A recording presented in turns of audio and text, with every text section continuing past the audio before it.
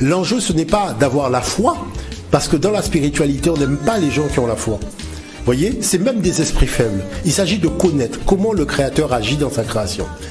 Et c'est ça, c'est là où se fixe, je dirais, la différence, ce qu'on appelle la ligne de démarcation entre la spiritualité et la religion. Il n'y a pas de manipulation dans la spiritualité parce qu'on vous enseigne la loi. Dans la religion, oui, parce qu'on ne vous enseigne pas la loi. Problème. L'Asie, la Chine et l'Inde n'ont pas eu besoin du christianisme et de l'islam pour être là où ils sont. D'où vient-il que les Africains soient accrochés au christianisme et à l'islam pour s'en sortir? Que dans cette image, Jésus il est marié avec Marie de Madeleine, il a une descendance, donc c'est un homme tout à fait comme nous, pas le fils de Dieu comme on l'entend. Quand les Européens vivaient encore dans des huttes, étaient extrêmement primitifs, ne connaissaient ni l'astronomie, ni la philosophie, absolument rien. Et alors qu'en Afrique, c'était déjà extrêmement développé. Après avoir réfléchi plusieurs années, et j'ai compris finalement que tout ce que nous sommes en train de faire, c'est de la distraction.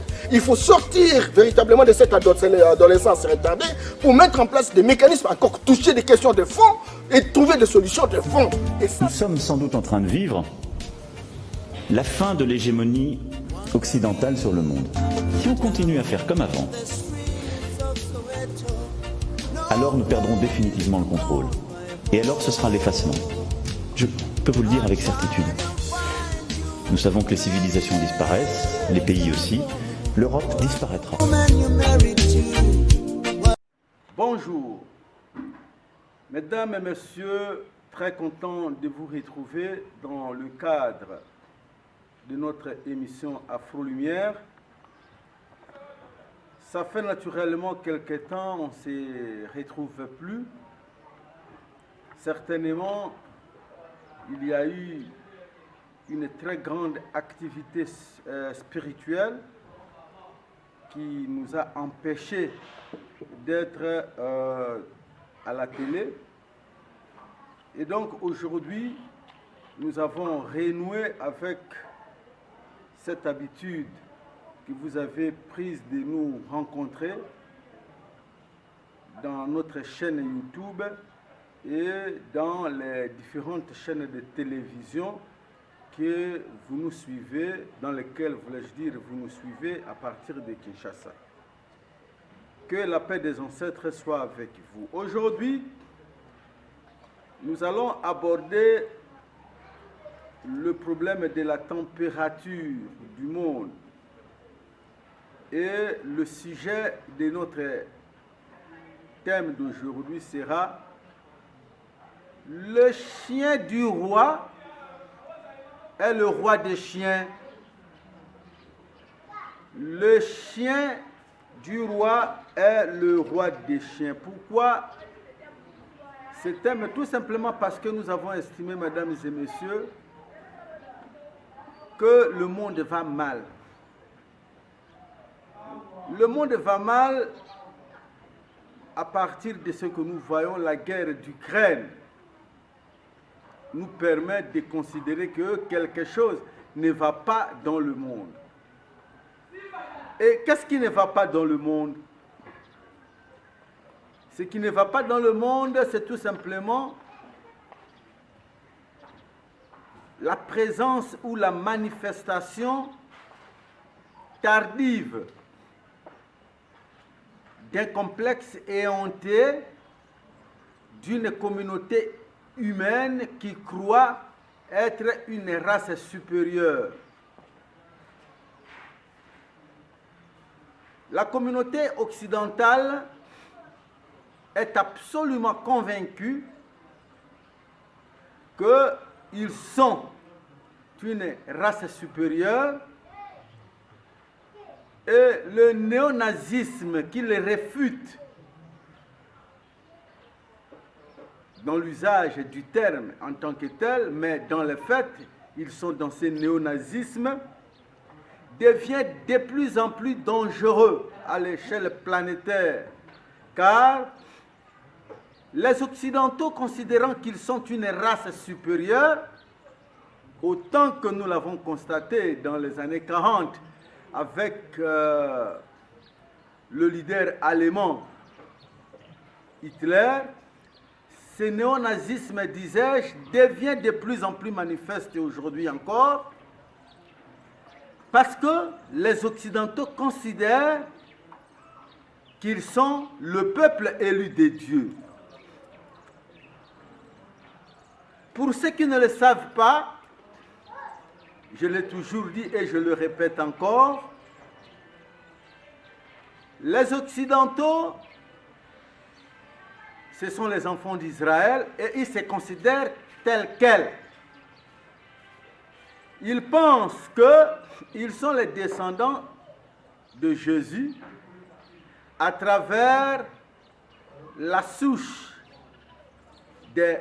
du royaume du Nord. Comme vous le savez, après la mort du roi Salomon, le royaume d'Israël avait été divisé en deux parties. Il y a eu le royaume de Juda et le royaume du Nord. La tribu de Juda, c'est ça, Yehuda, qui a donné l'apparition des Juifs, tels que nous pouvons les voir aujourd'hui avec leur petite patrie, Israël, qu'ils avaient abandonné et qu'ils ont récupéré par la force. Il y a aussi le royaume du Nord avec 10 tribus, parce qu'il faut considérer que après la chute, la mort de Salomon, son fils Roboam s'était partagé l'empire, le royaume d'Israël, avec son secrétaire Jéroboam. Roboam récupérant la tribu de Juda avec comme capitale Jérusalem, mais Jéroboam avait pris 10 tribus et il a proclamé la Samarie comme étant la capitale. Et donc, ils se sont divisés, c'est ce qu'on a appelé le schisme d'Israël, ils se sont divisés en deux parties. Et petit à petit, mesdames et messieurs, le royaume, donc le royaume, disais-je, s'était divisé en deux parties. Et donc le royaume du Nord, avec les 10 tribus, ont formé ce qu'on appelle aujourd'hui l'Europe ou l'Occident, parce que l'Occident c'est l'Europe. Tous ces Américains que vous voyez, ce sont des Européens qui ont émigré. Et la tribu de Juda ou Yehuda, enfin le royaume du Nord, disais-je, avec comme capitale la Samarie, et la tribu de Juda, Jérusalem. Voilà pourquoi les Américains considèrent que Israël, c'est une province ou un État des États-Unis. Et donc, mesdames, messieurs, ces gens sont tellement complexés, ils sont tellement complexés de leur supériorité au point que ils ne peuvent pas accepter une seule fois qu'il y ait une direction multipolaire du monde. Ils ne peuvent pas accepter que le monde soit dirigé d'une façon multipolaire, qu'il y ait d'autres puissances en dehors de la puissance occidentale. Voilà, mesdames et messieurs, la raison d'être de la guerre de l'Ukraine. La guerre de l'Ukraine, c'est la guerre de l'Occident contre le reste du monde. Ça, il faut bien le comprendre. La guerre de l'Ukraine, c'est la guerre de l'Occident face au reste du monde. L'Occident considère que ce sont eux les enfants de la promesse, ce sont eux les Isaacson, donc les descendants d'Isaac, ce sont eux la race supérieure, la race qui doit diriger. Alors, à l'intérieur de cette race, il y a les esclaves, les slaves. Donc, pour les Occidentaux, les autres peuples européens ne sont pas du tout des peuples dignes de royauté. C'est une descendance prédestinée à l'esclavage. Vous vous rappellerez l'histoire d'Ésaü et de Jacob dans laquelle Ésaü sera prédestiné, Ésaü le grand frère, sera prédestiné à l'esclavage de son grand frère, du fait que c'est le puiné qui devait prendre le dessus, tout simplement parce que dans leur histoire montée de toutes pièces, il y a eu Caïn qui était l'aîné qui était maudit pour avoir tué son frère, et l'aîné était redevable au puîné. Et donc, l'aîné et le puîné se sont réincarnés, n'est-ce pas, dans Ésaü et Jacob, et du coup, l'aîné étant redevable au puîné, l'aîné devait être au service du puîné. Alors, à partir de cette théologie montée de toutes pièces, à partir de cette histoire, les Occidentaux considèrent les Orientaux, les Européens de l'Orient comme étant des esclaves. On les appelle les Slaves. Du coup, Poutine et même les Ukrainiens sont considérés comme les esclaves des autres Européens de l'Occident. Et donc, ils n'ont pas le droit de diriger le monde. Le monde doit être absolument dirigé par la souche même de Jacob, Israël, et les autres, les Slaves, c'est la souche d'Ésaü, n'ont pas le droit de citer dans la direction du monde. Donc, mesdames, messieurs, la guerre d'Ukraine, c'est une guerre de civilisation, une guerre qui veut consacrer éternellement la supériorité de la race occidentale, la race caucasienne, les leucodermes. Et donc, il y a déjà une fissure à l'intérieur de cette race, comme je viens de le démontrer. Et c'est à partir de cette stratification raciale à l'intérieur même de l'Occident que nous avons cette guerre par devers nous. Et comme vous le savez, mesdames et messieurs, il n'y a pas de race supérieure. Tous les hommes se valent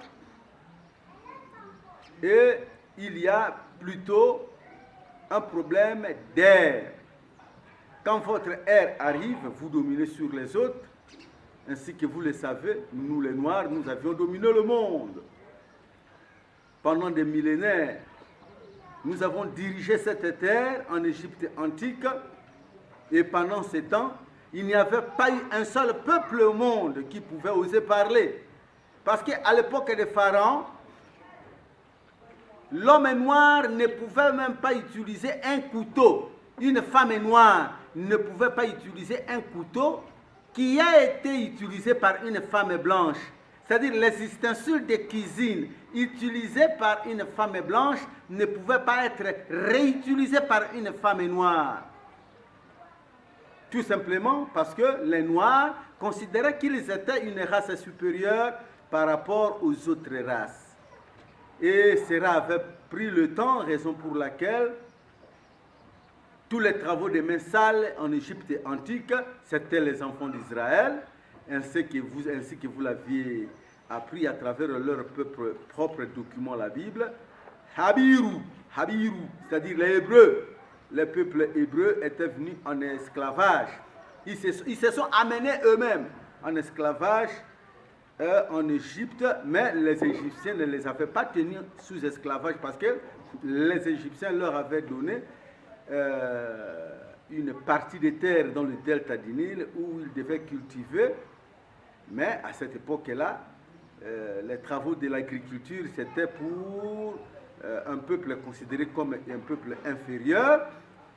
Mais tout au moins, ils travaillaient là-bas, ils produisaient et ils gagnaient leur vie à partir du travail qu'ils réalisaient. Donc ce n'était pas du tout de l'esclavage comme on peut le constater aujourd'hui dans le chef des Occidentaux. Et donc, mesdames, messieurs, nous sommes au terme véritablement de cette domination des leucodermes parce que l'ère ne peut pas aller au terme de 2000 ans. La domination d'une communauté ne dépasse pas les 2000 ans. Et quand une communauté commence à dominer sur les autres, le premier élément de domination, c'est la religion. Cette communauté impose d'abord et avant tout une religion. Et elle va dominer les autres communautés humaines à partir de cette religion-là.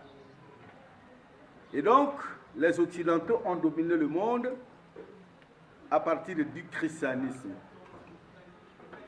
Ils auraient pu dominer le monde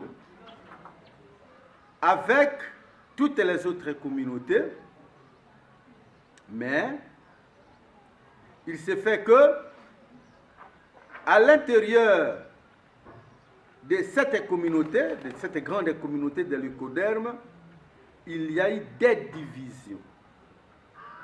Il y a eu des divisions de sorte que la religion qui aurait pu être unique pour les servir à diriger la terre, cette religion a connu une division intérieure, de sorte que nous avons d'un côté la religion catholique et romaine et de l'autre côté la religion catholique orthodoxe.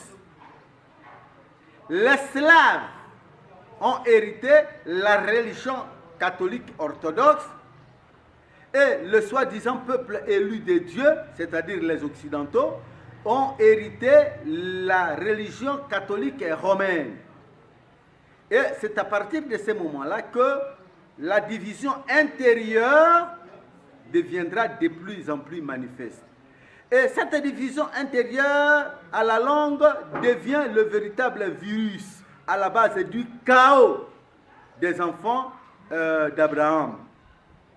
C'est ça même qui est à l'origine de ce que nous sommes en train de vivre aujourd'hui, parce que la guerre d'Ukraine est véritablement une guerre de civilisation, une guerre qui oppose les enfants d'Isaac eux-mêmes, une guerre qui oppose d'un côté Jacob et de l'autre côté Ésaü.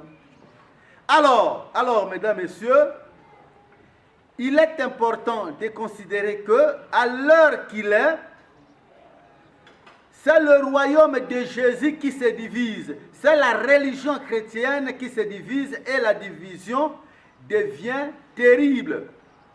La division s'aggrave parce que elle a atteint le point culminant à travers la guerre que nous vivons aujourd'hui. La guerre d'Ukraine n'est ni plus ni moins qu'une guerre de civilisation, de la civilisation des enfants d'Isaac, une guerre qui va diviser le royaume de Jésus en deux parties. Et comme la Bible le dit, qu'un royaume qui se divise s'apprête naturellement à sa disparition.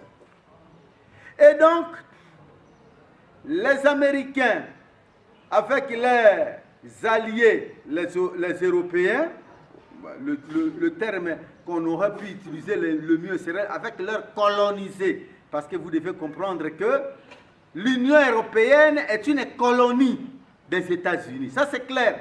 Les choses deviennent de plus en plus claires aujourd'hui que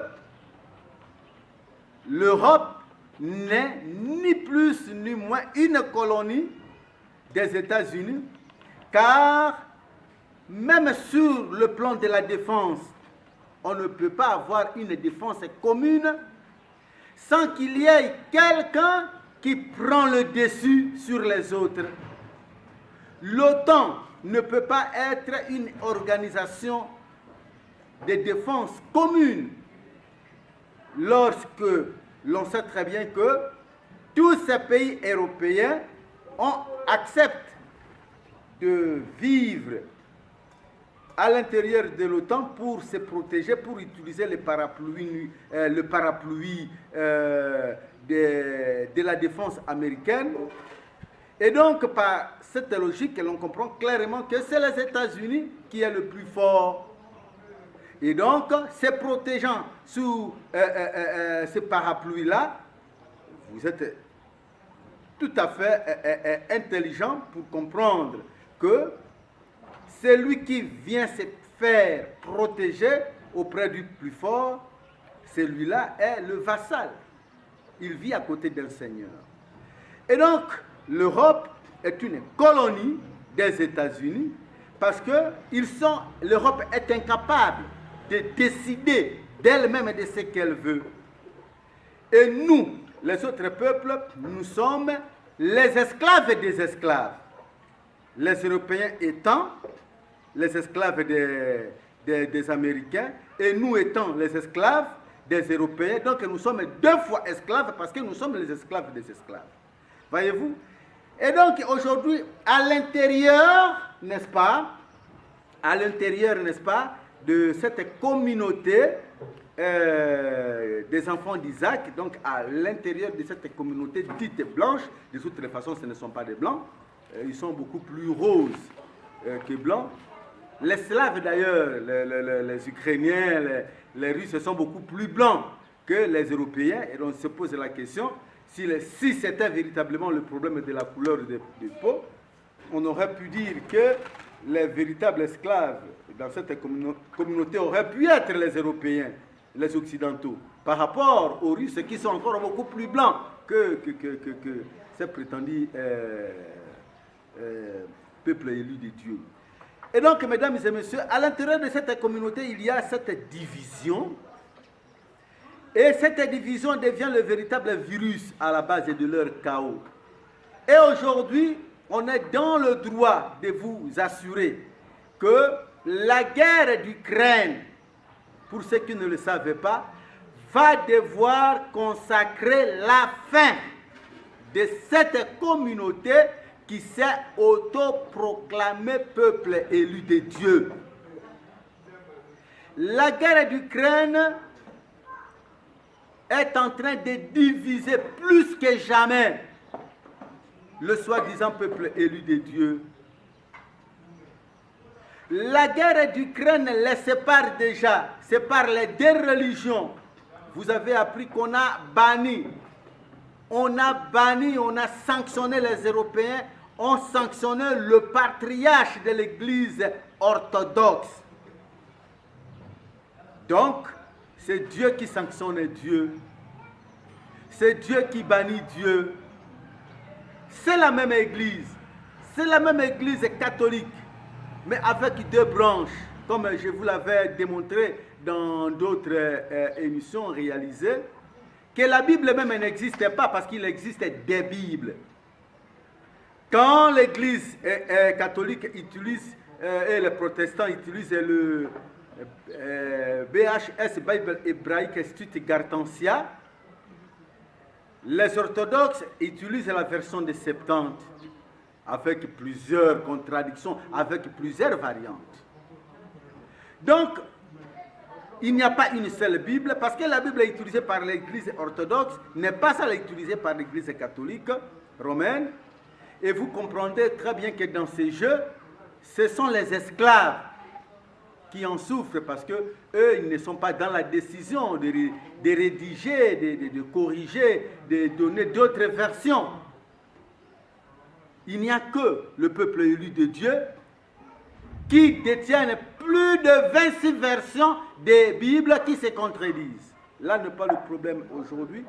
Alors le problème aujourd'hui consiste naturellement à vous démontrer que avec cette guerre, c'est la fin de ce soi-disant peuple élu de Dieu, parce qu'ils vont se combattre jusqu'au tout dernier point.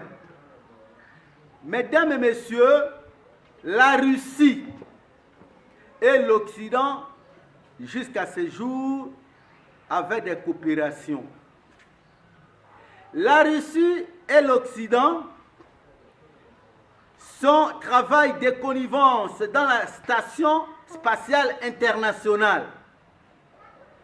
Dans la station spatiale internationale, les Américains utilisent l'électricité, parce qu'aujourd'hui encore, il y a des cosmonautes à l'air. Les cosmonautes dans la station spatiale internationale, les cosmonautes allemands, russes et américains.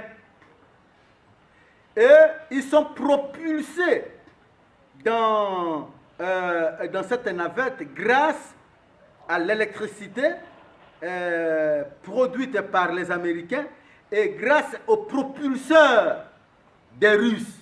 Et donc, il y a une sorte, n'est-ce pas, de coopération entre ces deux peuples au-delà de cette guerre froide. Le soi-disant peuple élu de Dieu coopère. Mais à partir de la guerre d'Ukraine, il y a déjà des menaces. Et ils ont déjà annoncé la fin de cette coopération de la station spatiale internationale. Donc c'est vous dire tout simplement que sans cette coopération, il n'y a pas d'issue. Il n'y a pas d'issue, c'est la chute de l'Occident et la Russie ne sera pas éternellement aussi la grande puissance. Mesdames et messieurs, pour la première fois, et eux-mêmes le disent, après plus de 40 ans, le dollar est en train de chuter, comme vous ne pouvez pas avoir une idée. Le dollar qui est véritablement une richesse virtuelle, c'est-à-dire une richesse qui ne s'explique pas. Les Occidentaux vivent au-dessus de leur richesse, tout simplement parce qu'ils ont inventé de l'or virtuel. Et l'or virtuel qu'ils ont inventé, c'est le dollar, c'est l'euro. La monnaie a trois fonctions. Les fonctions de la monnaie, c'est les talons de valeur. L'autre fonction de la monnaie, c'est la réserve des valeurs. Et l'autre fonction, c'est l'unité d'échange. Alors, en tant qu'étalon de valeur, la monnaie peut être utilisée à travers le monde en fonction de sa valeur par rapport à l'or. Mais aujourd'hui, grâce au pétrodollar, le dollar s'est imposé comme de l'or, de sorte que tout le monde doit échanger en dollars, même si les Américains n'ont pas suffisamment de quantité. Alors, le dollar s'impose maintenant comme de l'or. Et puisqu'ils en fabriquent comme des papiers, ils sont alors en mesure de diriger le monde, de spolier toutes les autres richesses du monde, parce que leur billet, le dollar, ne vaut plus un simple billet, ça vaut la valeur de l'or. Là, c'est tout un autre chapitre. Alors maintenant, avec la guerre de Poutine, Poutine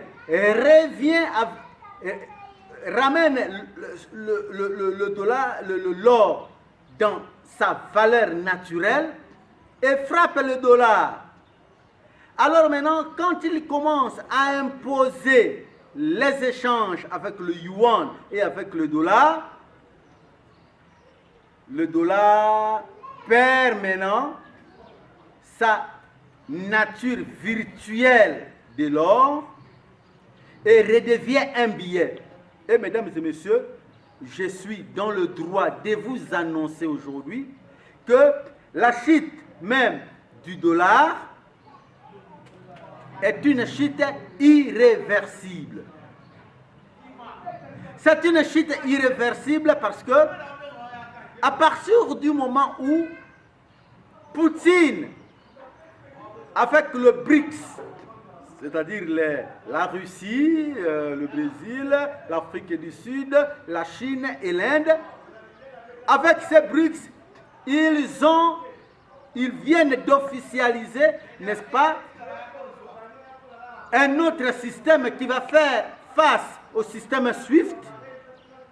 Et donc à partir de ce moment-là, ils vont développer le crypto-monnaie. Et à partir du moment où ils vont développer le crypto-monnaie et un autre système SWIFT, un autre système de gestion numérique de leur devise, c'est la fin même des États-Unis.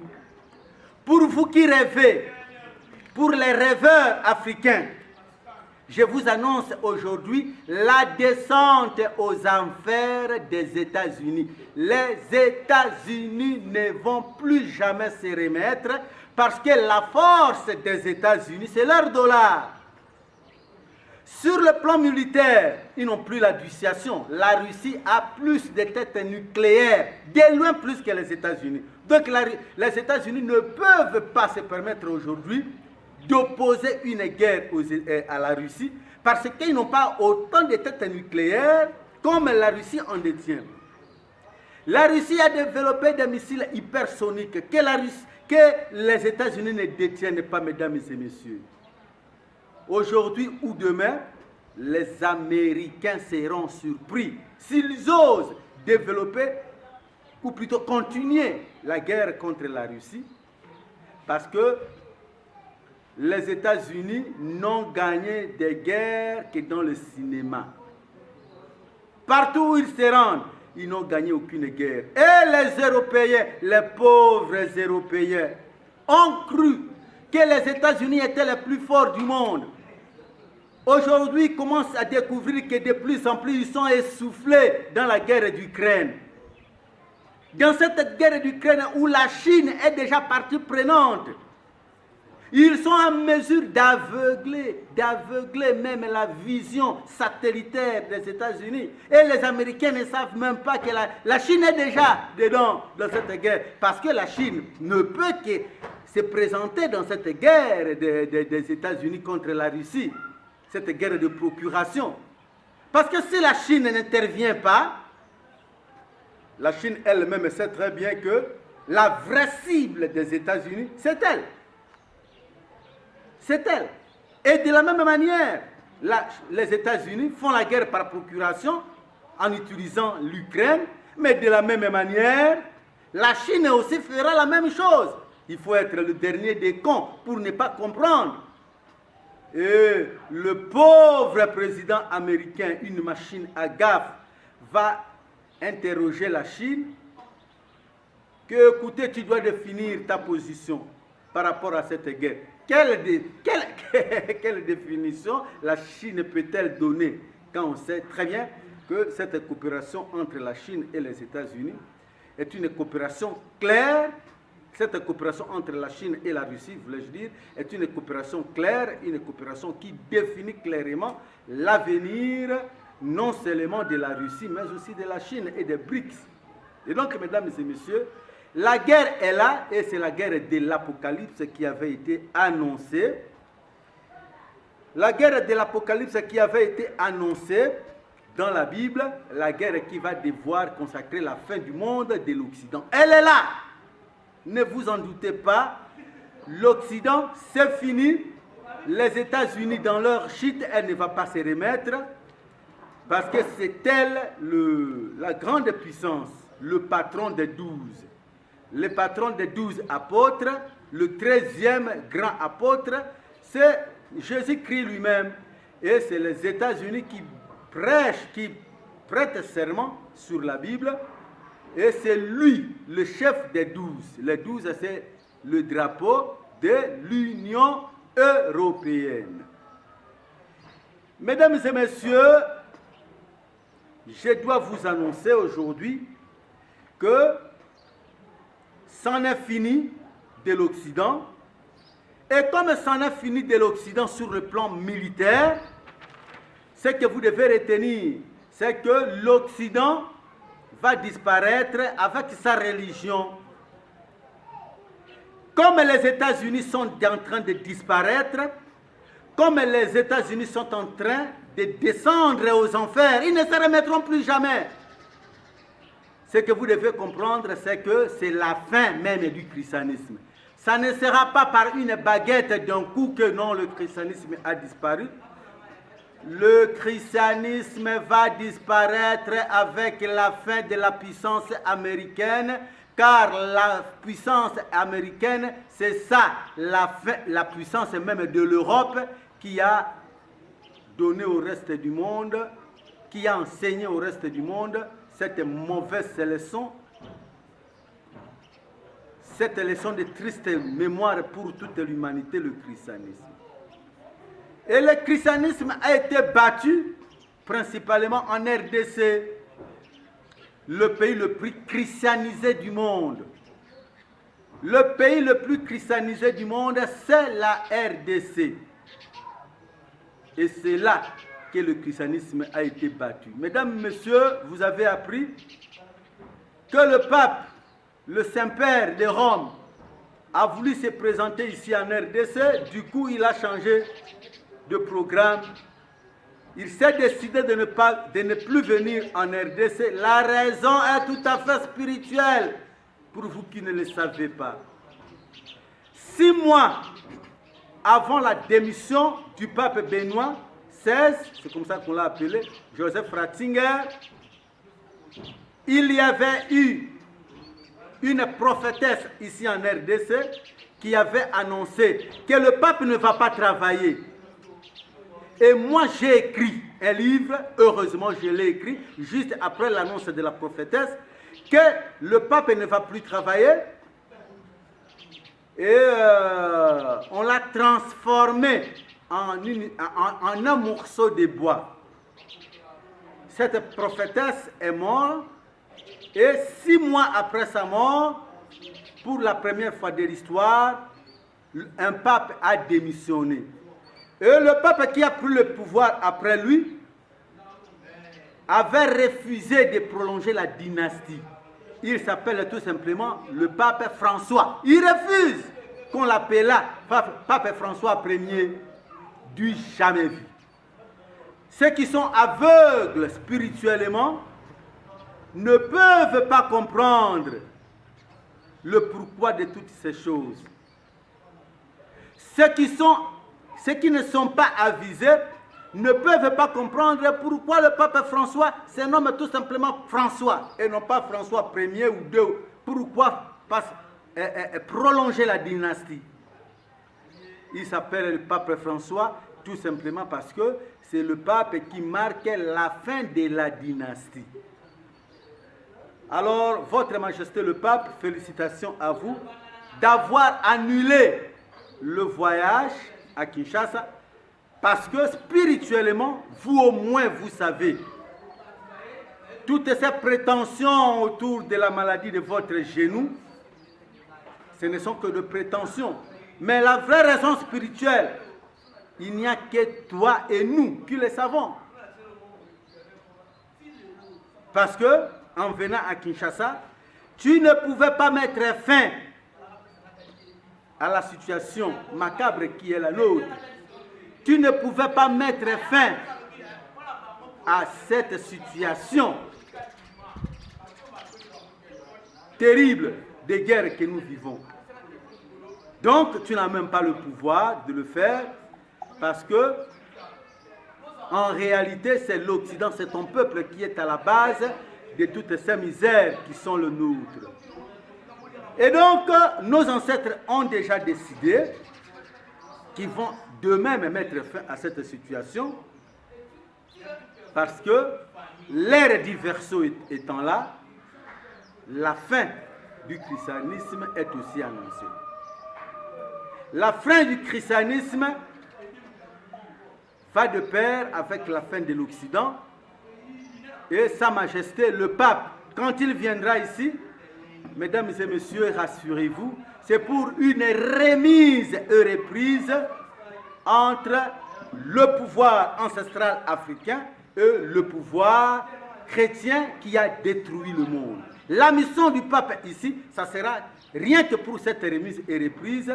Et tant que le pape ne sera pas d'accord de réaliser cette remise et reprise, il ne viendra jamais ici. Ça, c'est dit. Et c'est Lobo Lalo Lodo qui l'a dit. Et qui l'annonce tout fièrement. Mesdames et messieurs, le chien du roi est le roi des chiens. Le Rwanda, un petit message pour vous. Vous êtes aujourd'hui le chien du roi. Et comme le chien du roi est le roi des chiens,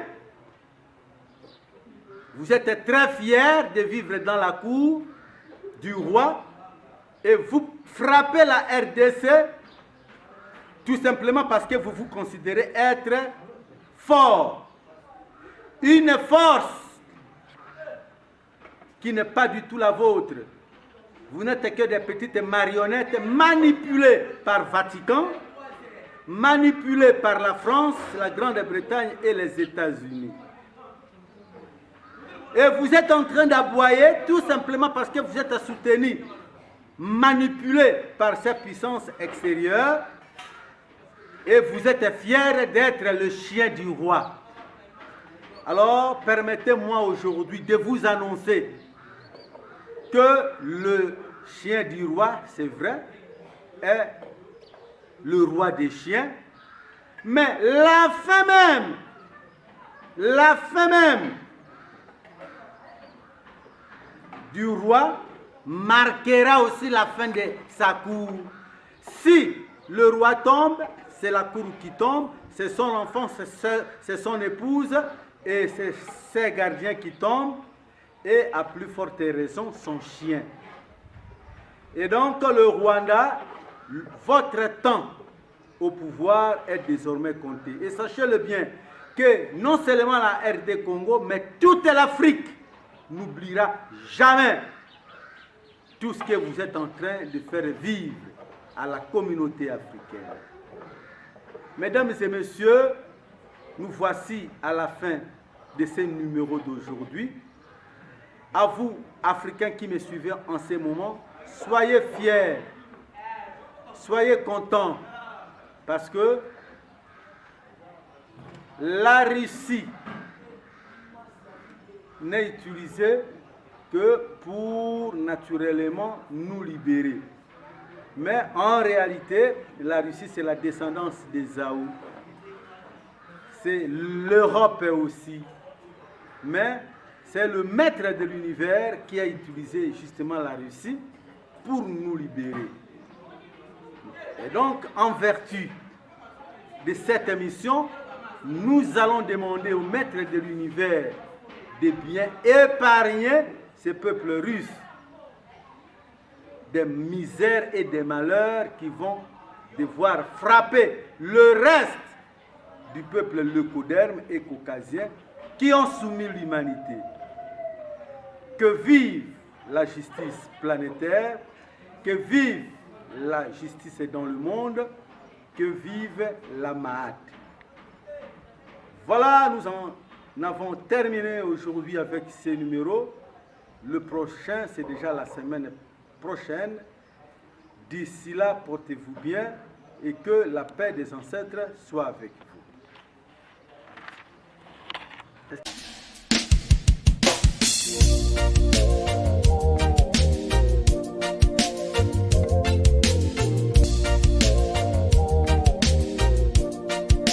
Là, l'enjeu, ce n'est pas d'avoir la foi, parce que dans la spiritualité, on n'aime pas les gens qui ont la foi. Vous voyez, c'est même des esprits faibles. Il s'agit de connaître comment le Créateur agit dans sa création.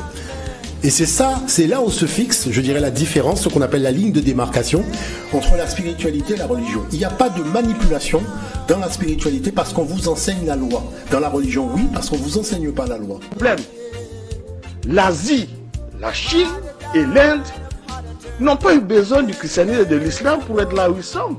D'où vient-il que les Africains soient accrochés au christianisme, à l'islam pour s'en sortir? Que dans cette image, Jésus il est marié avec Marie de Madeleine, il a une descendance, donc c'est un homme tout à fait comme nous, pas le fils de Dieu comme on l'entend.